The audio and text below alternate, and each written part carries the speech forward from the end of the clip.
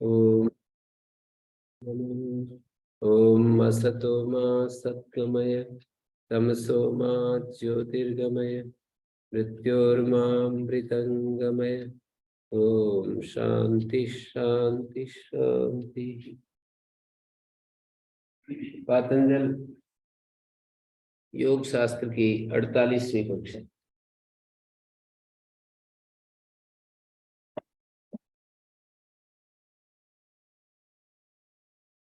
साधन पाद का पहला सूत्र होता है, क्या हो गया?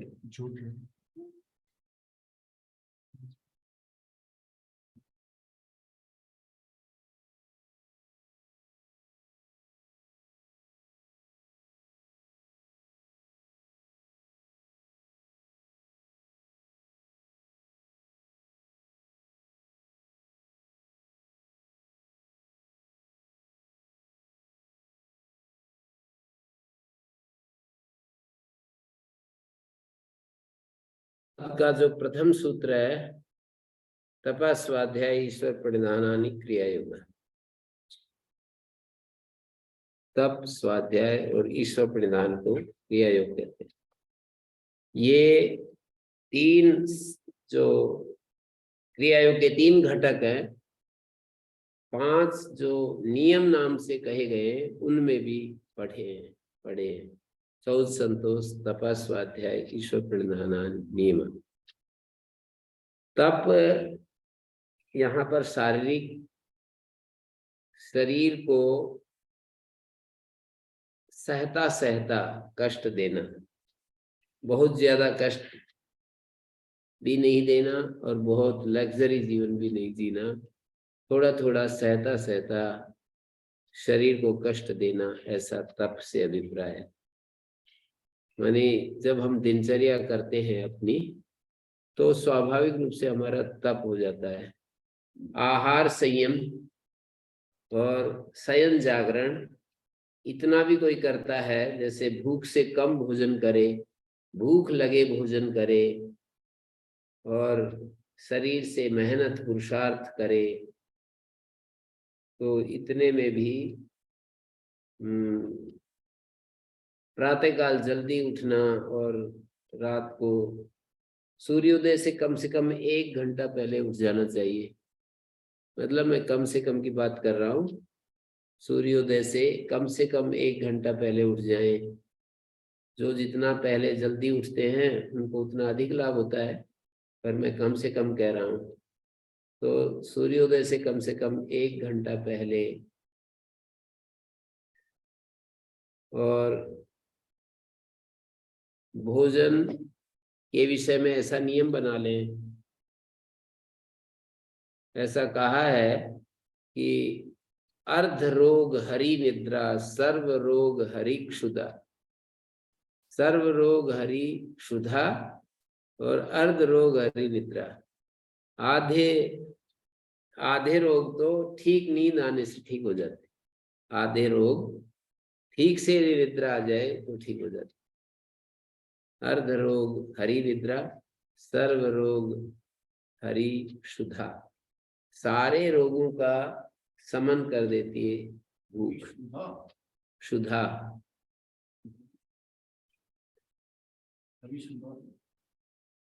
आधे रोग तो नींद से ठीक हो जाते हैं, बाकी बचे आधे रोग भूखे रहने से ठीक हो जाते हैं, ये कह रहे हैं। तो व्यक्ति यदि आहार संयम करे, तब की बात आ रही है ना, इसलिए मैं ये सारी बातें बोल रहा हूँ।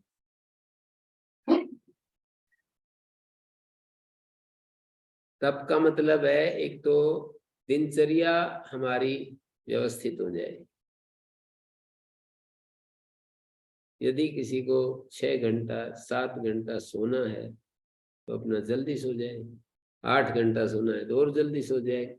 पर प्रातः काल कई लोग कहते हैं कि 8 घंटे बिना नींद पूरी नहीं होती, तो फिर जल्दी सो। फिर कई कहते हैं 7 घंटे में हो जाती है, पर देर से सोना पड़ता है, तो उसके लिए कुछ बनाना पड़ेगा नियम व्यवस्था। तप यदि करना है, तप का यदि अपने भीतर भाव लाना है और तप को स्थान देना है, तो फिर हमारे को ये सब नियम करने पड़ेंगे कि प्रातः काल, रात को जल्दी सोना से कोई दिक्कत नहीं, पर प्रातः काल जरूर उठ जाना चाहिए। ये तप की बात समझने की है। तप के साथ भोजन का जो तप है, आहार का जो तप है, वो भी हमें करना होता है। साधक को आहार संयम बोलते हैं। तो उसके दो नियम यदि पालन कर लिए जाएं कि भूख लगने पर खाएं और खाते समय भूख से, खाने के बाद फिर दोबारा ना खाएं। दो नियम क्या हो गए? भूख लगने पर खाएं, काल भोजी जितेंद्रिय। काल भोजी जो है उसी को कहते हैं। काल भोजी का अर्थ ये नहीं कि आज 8 बजे खाया है तो कल भी 8 बजे खाना है। स्वाभाविक रूप से शरीर को आदत पड़ तो जाती है, लेकिन उसका एक दूसरा अर्थ है काल भोजी का मतलब भोजन का जो भूख का जो काल है, वो यहाँ पर काल शब्द से कहा है। भूख लगने पर खाना और खाने के बाद ना खाना एक अध्यसन होता है, विषमासन बोलते हैं। सर्वम अन्यत परित्यज्य शरीरम अनुपालये तद्भावे ही भावानाम सर्वा भाव शरीरेण। ऐसे कहते हैं धर्मार्थ काम मोक्षाणाम आरोग्य मूलम उत्तमम। धर्म अर्थ काम मोक्ष, इन सब का साधन आरोग्य है। इसलिए 9 अंतरायु में व्याधि को सबसे प्रथम स्थान पर रखा है। पहला अंतराय है शरीर का अस्वस्थ रहना। और शरीर अस्वस्थ होता है हमारे बहुत सारे हमारे खान पान की स्टाइल से, खान पान के पदार्थों का चयन ठीक न होने से, विरुद्ध आहार करते रहने से, रात्रि में भी दही जैसी चीजें खाते रहने से, और दूध के साथ विरोधी जो आहार होते हैं उनको करते रहने से, तो ये सारी चीजें हमारे शरीर को सहन नहीं होती हैं और वही रोग के रूप में प्रकट हो जाता है। तो सर्वम अन्यत परित्यज्य शरीरम अनुपालये ओम प्रणाम गुरु जी। कष्टान बुद्धिमान विषमासना। हाँ जी, कोई पूछ रहा है कुछ? पश्यन रोगान बहुन कष्टान बुद्धिमान विषमासना। बहुत सारे रोगों को और कष्टों को देखते हुए बुद्धिमान को विषमासन से विराम ले लेना चाहिए। विषमासन का अर्थ होता है बिना भूख के खाना और भूख न होने पर खाना। भूख नहीं है फिर भी खाते चले जाना और बिना भूख के खाना, इसको विषमासन कहा है। तो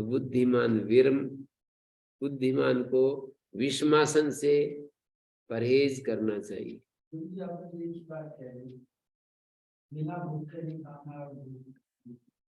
मैंने ये कहा, फिर एक बार दोहराता हूँ, बिना भूख के नहीं खाना और दूसरी तरफ यदि कहें तो खाने के बाद न खाना, अर्थात पेट भरे हुए या भूख के न होने पर खाना। बिना भूख के खाना और भूख न होने पर खाना, इसको विषमासन शब्द से कहा है। अध्यसन भी कह देते हैं, अध्यसन। अध्यसनम ग्रहणी दूषणानाम। हमारे उदर में ग्रहणी नामक पदार्थ, वो एक पार्ट है ग्रहणी, संग्रहणी बोलते हैं। उस संग्रहणी को दूषित करने वाला कोई चीज है, ग्रहणी को दूषित करने वाली कोई चीज है, तो वो कहते हैं अध्यसन। मानी भोजन करने के बाद उसके ऊपर फिर भोजन कर लेना। कोई स्वादिष्ट चीज दिखी और बस फिर खा ली।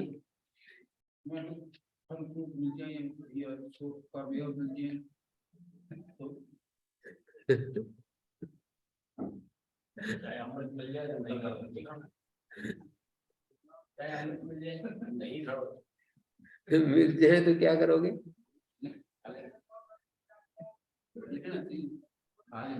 मंत्री जी हो गई, खाओ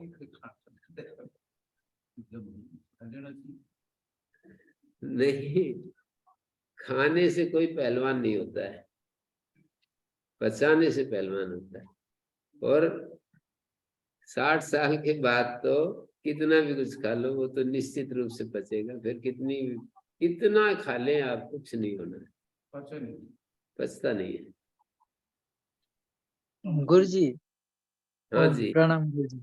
वो माने विरुद्धार जैसे ये खाने के बाद नहीं खाना, तो माने वो तो मन की बात है, माने थोड़ा संयम आदि कर लेंगे तो कर लेंगे जी। परंतु वो विरुद्ध आहार जो है ना, वो तो हमको ज्यादा कुछ पता नहीं है ना, उसको थोड़ा बताने का कृपा करे जी। विरुद्धार जैसे लवण, नमक के साथ जितनी भी नमकीन चीजें हैं, नमक है और खटाई है और चरपरा है, ये सारी चीजें विरुद्ध है। नमक के साथ सारी दालें विरुद्ध हैं, नमक के साथ सारी सब्जियां विरुद्ध हैं। नहीं, दूध के साथ सारी सब्जियां विरुद्ध हैं, दूध के साथ सारी दालें विरुद्ध हैं। दूध या खीर के साथ ये जो दही भी, रायता वगैरह खाते रहते हैं, वो भी विरुद्ध है। ऐसे बहुत लिस्ट है, एक लंबी लिस्ट है आयुर्वेद में कि ये सब चीजें नहीं खानी चाहिए। तो ऋतु अनुसार खाना, प्रातः काल का भोजन अलग होता है, सायंकाल का अलग होता है। आजकल इतना ज्यादा व्यापक प्रचार हो रहा है रात में दही खाने का। तो ये सारे विरुद्ध आहार, ऋतु विरुद्ध आहार, काल विरुद्ध आहार, इन सब का ध्यान करना पड़ेगा। गर्मी में गर्म पदार्थ खाना, ठंड में ठंडे पदार्थ खाना, ये ऋतु विरुद्ध कहलाते हैं। विपरीत भोजन करना होता है।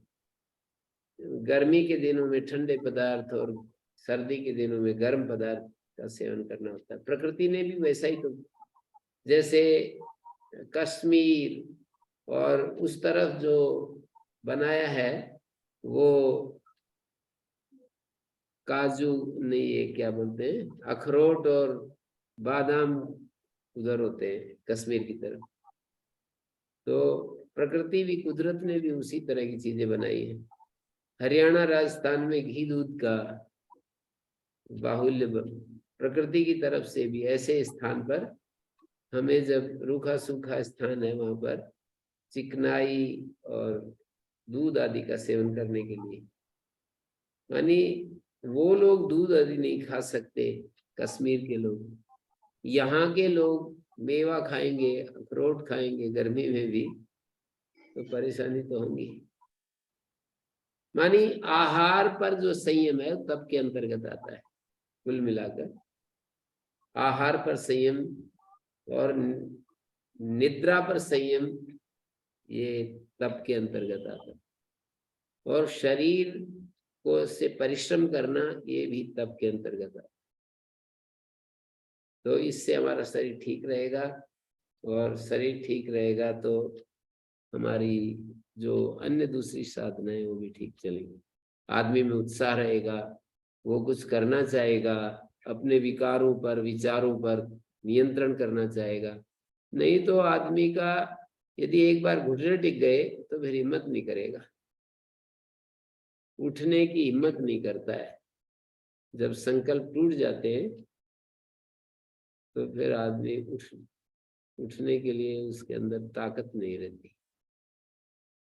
बस फिर तो पड़ा रहता है आलस्य में, प्रमाद में, और जीवन का जो भी बस सोचता रहता है कि ये तो पार करना ही है, अभी जीवन तो क्या किया जाए, मिल गया तो पार करना ही है, सोचने लगता है। तो पहली चीज है हमको देखने की, पहला काम जो करना है वो शरीर से संबंधित, शरीर को नरम नहीं बनाना, शरीर को मजबूत बनाना, कठोर बनाना।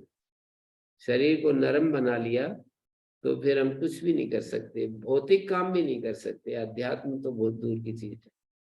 तो तप का उपादान, सूत्र में तप का ग्रहण सबसे पहले किया, फिर वाचिक तप, स्वाध्याय जिसको कहते हैं, शारीरिक तप और वाणी संबंधी जो प्रयत्न, निर्मलता है, उसका अनुष्ठान करना स्वाध्याय का है। मोक्ष शास्त्र का अध्ययन या प्रणव जप को स्वाध्याय कहते हैं। जैसे योग शास्त्र, श्रीमद् भगवद गीता, उपनिषद, इन सब का जो अध्ययन है उसको स्वाध्याय के अंतर्गत, क्योंकि ये मोक्ष विद्या हमारे जीवन का परिष्कार करती है और हमें और ज्यादा बेहतर और सुंदर बनाती है। तो स्वाध्याय का मतलब मोक्ष शास्त्रों का अध्ययन, और प्रणव का जो जप करना है ये भी स्वाध्याय के अंतर्गत, भीतर ही भीतर ओम का जप चलता रहे। और तीसरा ईश्वर प्रणिधान। ईश्वर प्रणिधान का अर्थ होता है परमात्मा के आगे अपने आप को समर्पित कर देना, अपनी कोई इच्छा न रखना, इच्छा का आग्रह न रखना।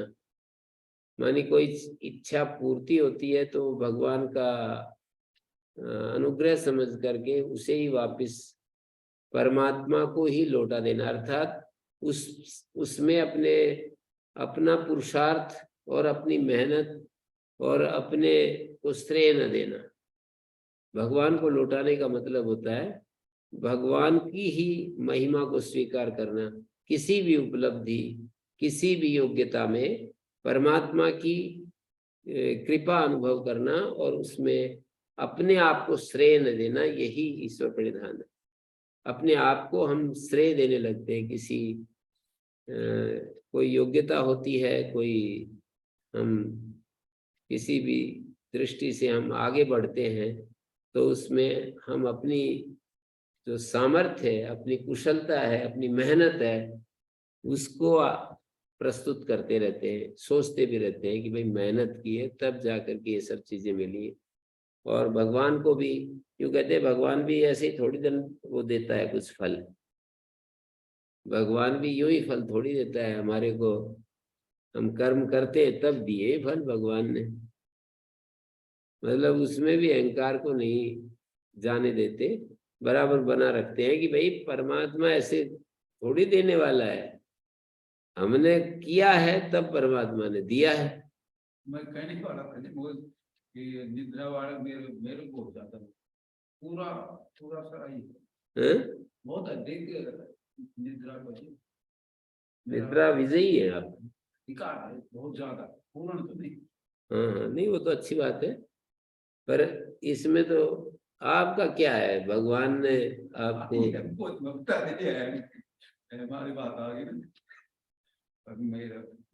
परमात्मा ने सद्बुद्धि दे रखी उतने अंश में, तो उससे वो जो है हो जाता है।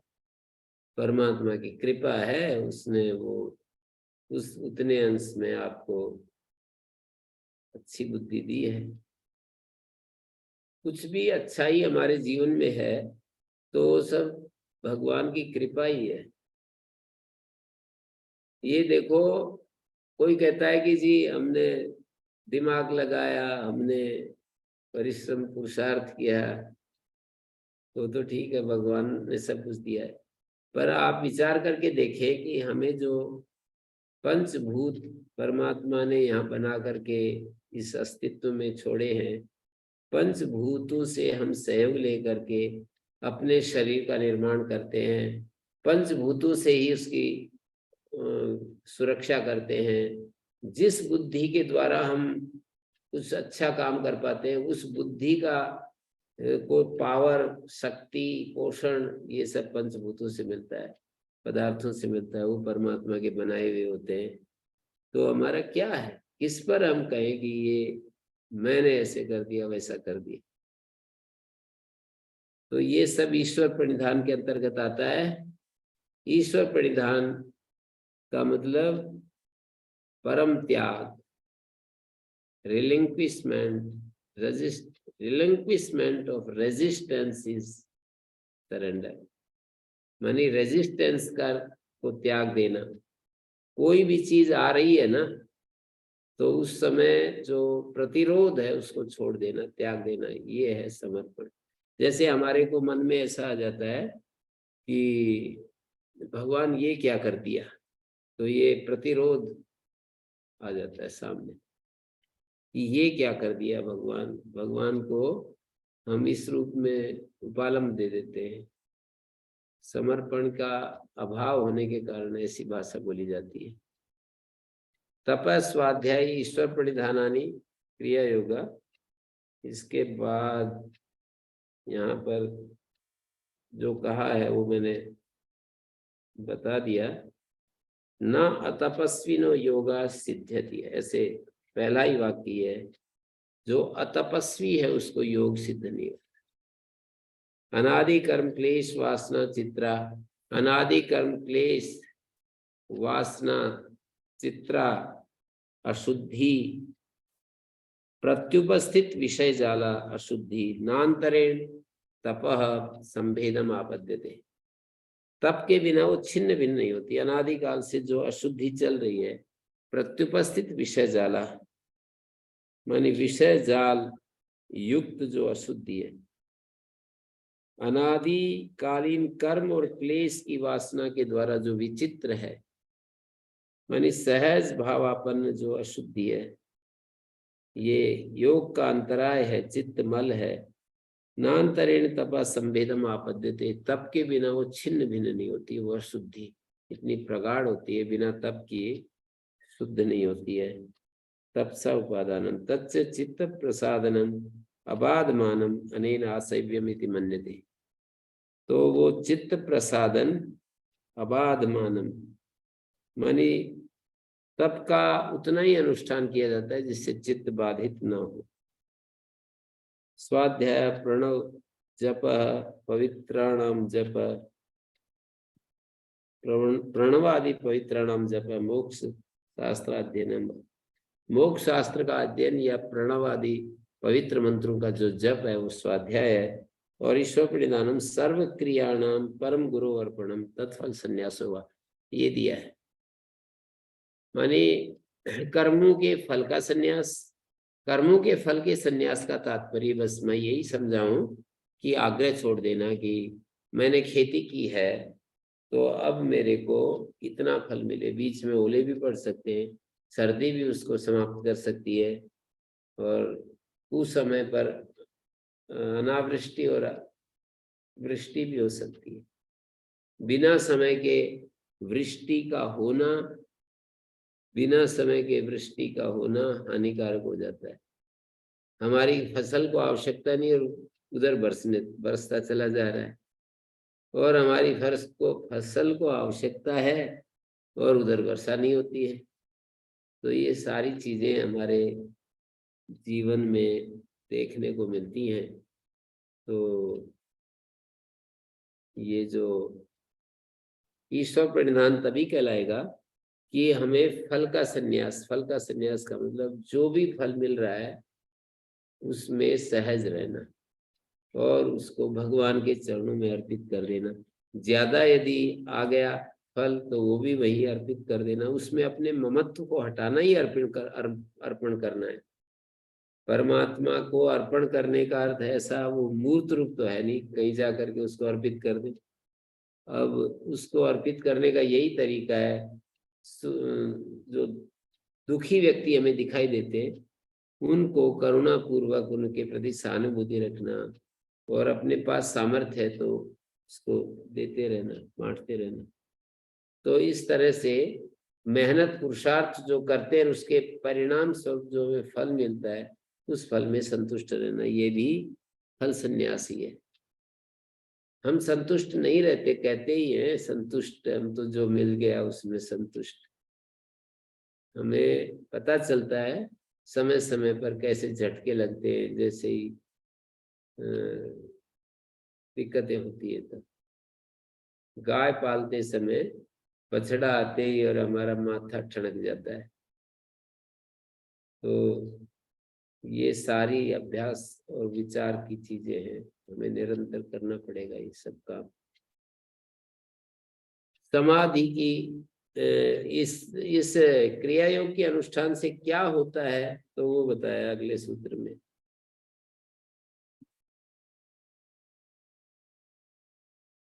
समाधि भावनार्थ क्लेश तनुकरणार्थ। समाधि की भावना उत्पन्न होती है और क्लेश जो है क्षीण होते जाते हैं। क्लेशों का तनुकरण, क्लेश जो है सूक्ष्म होते जाते हैं और समाधि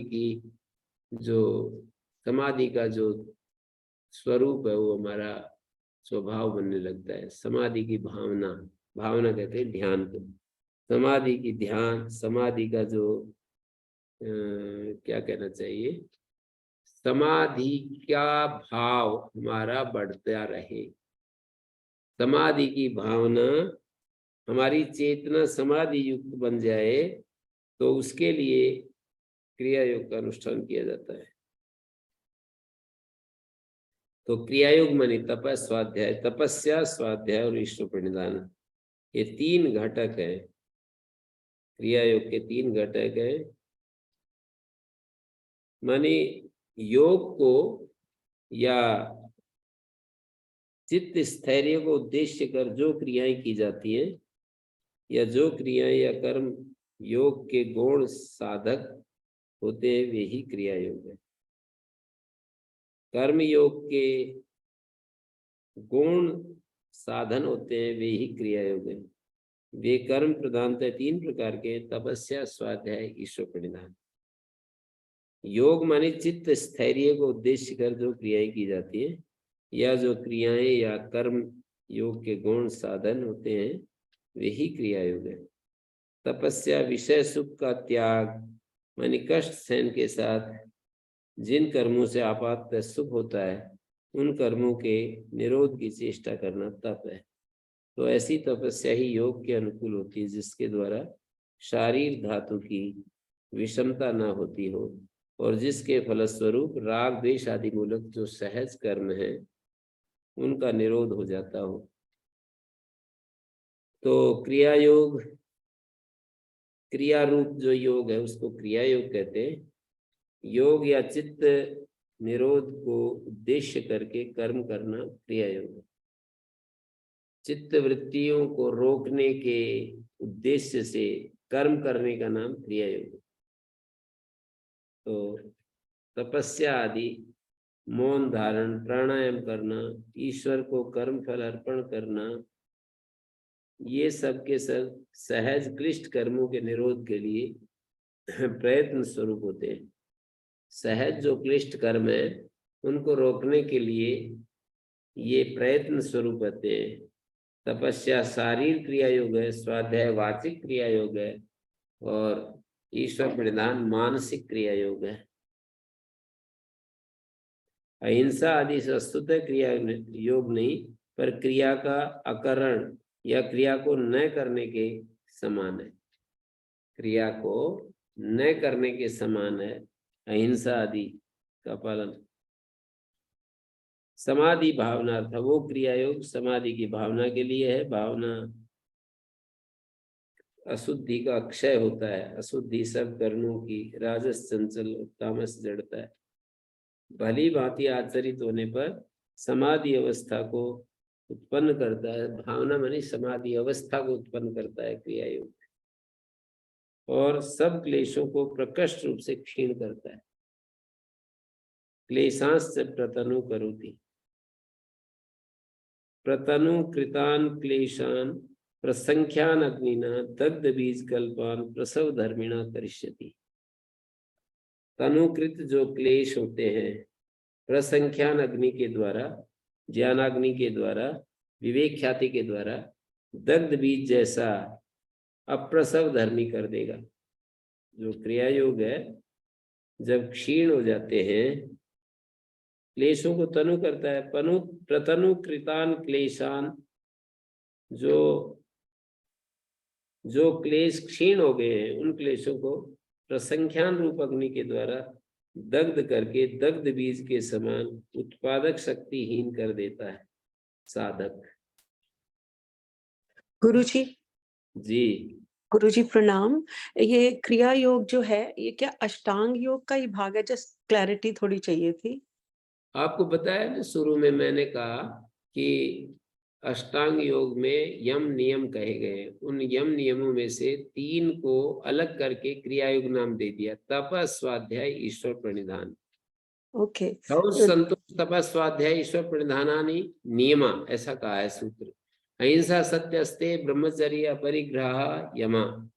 अहिंसा, सत्यस्ते, ब्रह्मचर्य, अपरिग्रह यम है, और शौच, संतोष, तप, स्वाध्याय, ईश्वर प्रणिधान इनको नियम कहते हैं। उन नियमों में से ही 3 को अलग छांटा और उनका नाम रख दिया क्रिया योग। ओके, धन्यवाद गुरुजी। मैं एक्चुअली थोड़ा सा लेट आई हूँ तो इसीलिए हो गया, सॉरी।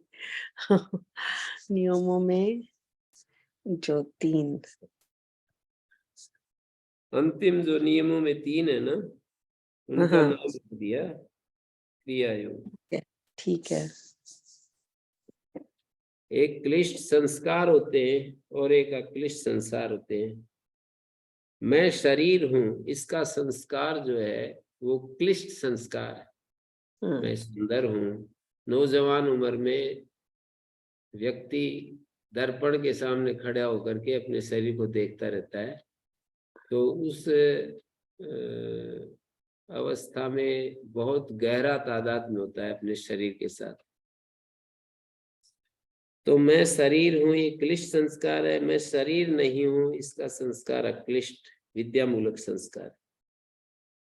मैं शरीर नहीं हूं, ये भी एक वृत्ति है। मैं शरीर हूं, ये भी एक वृत्ति है। तो दूसरा नाम प्रज्ञा संस्कार है। तो बुद्धि और पुरुष की जो भिन्नता ख्याति है, विवेक ख्याति पूर्वक पर वैराग्य के द्वारा चित्त जब विलीन हो जाता है, तो प्रज्ञा संस्कार या क्लेशों के दग्ध बीज भाव भी विलीन हो जाते हैं। दग्ध बीज अवस्था ही क्लेशों की सूक्ष्म अवस्था है जो संप्रज्ञा द्वारा निष्पन्न होती है। दग्ध बीज अवस्था ही क्लेशों की सूक्ष्मतम अवस्था है जो संप्रज्ञान के द्वारा निष्पन्न होती है। क्लेश की क्षीण अवस्था क्रिया योग द्वारा निष्पन्न होती है। क्लेश जो है क्षीण कैसे होते हैं? क्रिया योग के द्वारा। तो यहाँ पर समाधि भावनार्थ, क्लेश तनुकरणार्थ, समाधि के भावना के लिए और क्लेशों को क्षीण करने के लिए क्रिया योग का अनुष्ठान किया जाता है। गुरुजी प्रणाम। गुरुजी, अच्छा वो संप्रज्ञान माने क्या होता है? मन की एकाग्र अवस्था, किसी एक विषय में मन का जो यह के ऊपर एकाग्रता है या मैं के ऊपर एकाग्रता है। यह तो बहुत सारे, कोई फूल हो सकता है, कोई पुष्प हो सकता है, कोई भी एक बिंदु हो सकता है, और कोई विचार हो सकता है, कोई मंत्र हो सकता है, कोई आकृति हो सकती है। ये सब यह के अंतर्गत आता है। और अपने अस्मि भाव पर एकाग्र होना, ये मैं के ऊपर एकाग्रता है। यही संप्रज्ञात समाधि है। मैं और फिर असंप्रज्ञात समाधि भी बोलते हैं ना, वो क्या होता है जी? संपूर्ण वृत्ति निरोध। संपूर्ण वृत्ति निरोध। अस्मि भाव भी एक वृत्ति है ना, उसको भी निरोध कर दिया जी। कोई भी मन में एक भी वृत्ति नहीं बची, तो उसको असंप्रज्ञात समाधि कहते हैं। अच्छा, धन्यवाद गुरु। गुरुजी, जैसे एक विद्यार्थी है, वो अपने किसी सब्जेक्ट पे एकाग्र होके काम करता है, बहुत कुछ उसको नहीं पता, वो बहुत एकाग्र है, या कोई साइंटिस्ट है, उसको इस स्थिति में गिनेंगे? हाँ, यह के ऊपर एकाग्रता गिनेंगे। अच्छा, और वो भी एकाग्र में होता है? यह के ऊपर एकाग्रता तो गिनेंगे, पर आखिरी में मन मैं के ऊपर एकाग्रता होनी चाहिए। अच्छा। और साथ में जो है ये इसके साथ में जो है हमें दूसरी शास्त्र की जो मर्यादाएं हैं उन सब का भी पालन करना, अष्टांग योग का पालन करना, यम नियम का पालन करना।